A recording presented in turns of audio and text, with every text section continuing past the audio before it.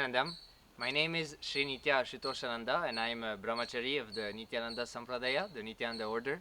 I am a sannyasi, so basically a monk, a Hindu monk, and I adopted this lifestyle 4 years ago in 2014. Swamiji blessed me with the opportunity of being initiated into the path of sannyas. I was born in 1988 in Montreal, Canada, in the province of Quebec, and I was born as a Catholic, but I evolved into Buddhism at around the age of 18, and at the age of 23, I shifted towards Hinduism and Swamiji. So I studied initially mechanical engineering technology for 3 years and a half, and then I went towards business and finance. I did not complete the study in business and finance because at that time my seeking started to happen, and I felt that the thought currents that I was listening to from my teachers in the university, I was no longer aligned to them. So I felt like this is not where I want to go. I need to find another direction in my life. And at that time, I discovered Buddhism through martial arts, and I started to learn about the teachings of Buddha, and that actually led me to go to Vietnam and teach. So for 2 years, I did teach a basic level of English in Vietnam, and further my understanding of Buddhism and all that. And I also started to shift towards Hinduism. I started to learn about different masters like Osho, Ramana Maharshi, and Buddha, of course. And so I evolved slowly towards Hinduism. And at one point, my mother told me about Swamiji, and I shifted towards Swamiji. At that time in Vietnam, actually, I was living quite a good life, but I was not fulfilled. I felt that I came to the conclusion that I was not fulfilled while living in Canada. I lived a completely different life in Vietnam, and that also created a lack of fulfillment. So I came to the conclusion that the outer situation cannot feed me or feed my soul and feed my yearning for fulfillment. And so I started to turn within, and I started to entertain the idea of becoming a monk.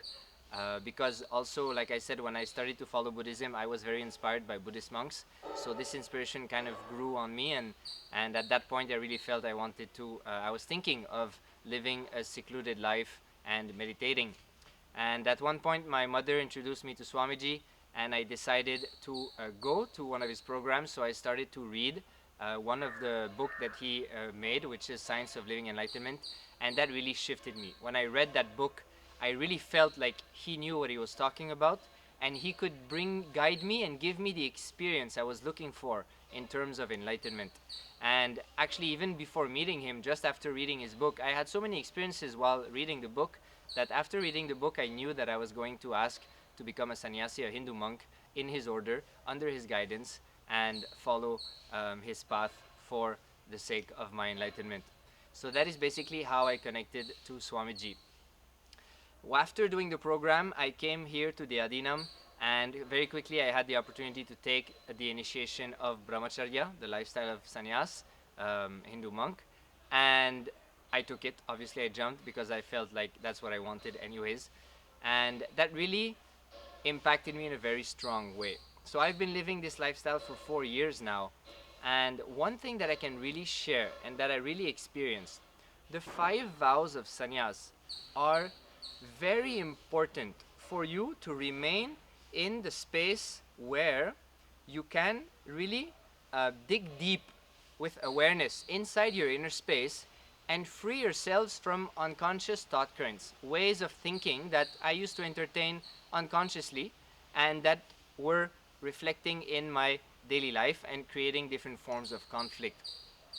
So we're talking about the 5 vows: non-violence, non-stealing, non-lying, living with minimal things, and living like God, or celibacy. And these 5 vows, from my experience, are mandatory to have to enter into the space, an intense space that allows you to reach a certain depth inside of you. Many times when we have forms of incompletions or resistances towards life, we will compensate with external things. That's where the vow of living with minimal things come into play. Because you decided to live this vow and you remain integrated to that decision, the desire to go towards external things and compensate for a form of incompletion is not entertained, and therefore the capacity for you to go and break through that incompletion becomes very apparent. It becomes very easy. So I really feel that one of the main vows that is very, very helpful in the path of enlightenment is living with minimal things. Another one that is very powerful is telling the truth. Swamiji said once that every time you lie, even if it's an unconscious, spontaneous lie, your heart becomes weak.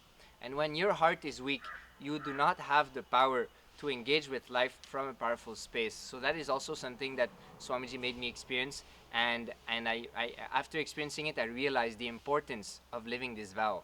And ultimately, the main vow which makes me a brahmachari, which is celibacy, or actually, this is the wrong translation of brahmacharya.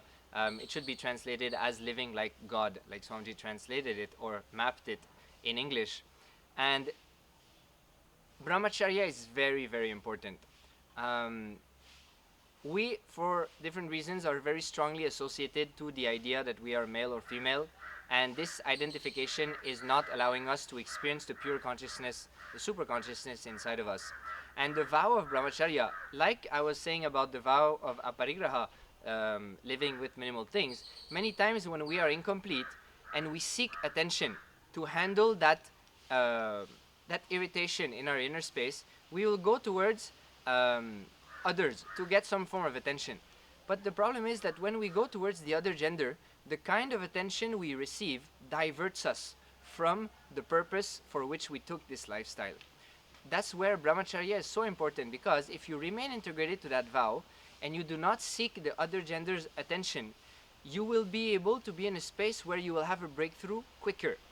And when that breakthrough happens, your capacity to manifest your consciousness, your super consciousness, and powers of Paramashiva, the Shaktis that manifest when you are established in that super consciousness, manifest in a very strong way. Swamiji was saying Viryam is a very important quality to have. That is basically a very raw and a very raw decision to be ferocious with yourself and not allow to entertain incompletions and life negative thought currents. So this vow really helps with that. From my experience, I really saw how if you are not integrated to this, your space becomes less intense, and in that lack of intensity, your capacity to be aware of what is actually happening in your space is much less, and that does not allow you to have the breakthrough you're supposed to have. Whereas, if you live the vow of brahmacharya, and you are integrated to it, it will give you a certain space where you will identify these incompletions quicker, and you'll be able to ferociously get rid of it and establish yourself into that oneness with Swamiji, with the universe, with cosmos, Paramashiva. So these were the first main things that I realized how this lifestyle is ultimate. I personally feel that Swamiji said Sanyas is the royal path to enlightenment. He said, yes, it is possible to get enlightened without the path of Sanyas, but it's like crossing an ocean by swimming. I mean, it is possible, but who does that, right?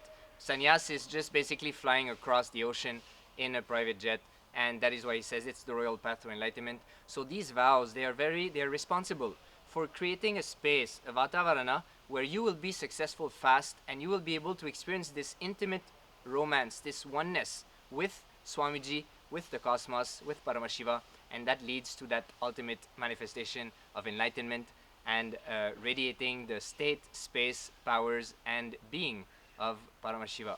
So for me, I felt brahmacharya, taking this lifestyle was definitely the best decision I could do. When I was in Vietnam, I already came to the conclusion that relationships will not fulfill me. And after living this lifestyle for 4 years, I am 100% convinced that this lifestyle is definitely the most auspicious ground, fertile ground for you to manifest the flowers of enlightenment, of super consciousness, and radiate and help to cause the reality of others and do the work that a monk is supposed to do, taking responsibility for society and raising others so that we can shift the consciousness of the universe, of the society, and ultimately the world, and give a breakthrough, super conscious breakthrough, like Swamiji says, to humanity, which is the purpose of this lifestyle and Swamiji's mission. So with this, I thank you all. I'll see you guys soon. Nithyanandam.